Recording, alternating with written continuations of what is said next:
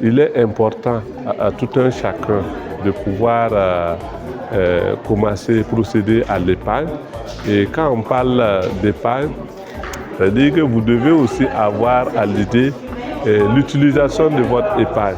Vous devez vous rassurer que votre épargne doit contribuer au financement des activités économiques, ce qui va améliorer les conditions de vie sociale des populations. En matière d'épargne, il faut d'abord commencer par une hiérarchisation de ses priorités.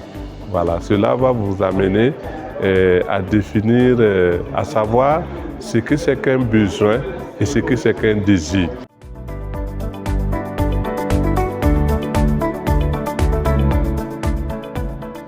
J'ai eu à expliquer l'importance de la bourse, en quoi la bourse jouait un rôle majeur dans le financement d'une économie en mettant en parallèle des États et des entités qui ont des besoins de financement vers des ménages ou des entreprises qui ont un excès de trésorerie et donc en quoi cette épargne-là devenait une épargne productive pour le développement de nos économies.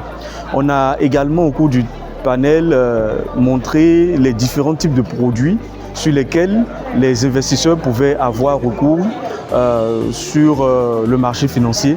Il s'agit notamment de tout ce qui est actions, obligations, des OPCVM, donc organismes de placement collectif en valeur mobilière, qui sont autant de produits sur lesquels on peut investir en bourse. Alors nous, notre objectif, c'est toujours de vulgariser la bourse et de faire comprendre que la bourse est accessible à tous.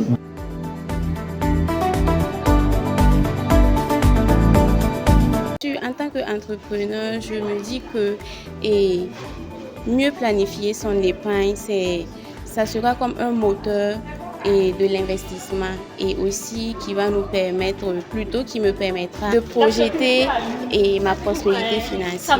Et je dirais que ce que j'ai retenu de cette conférence, c'est les différentes opportunités qu'offre l'investissement et l'épargne au Burkina Faso.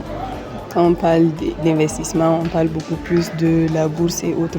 Donc, c'est les différentes opportunités qu'on peut en tirer.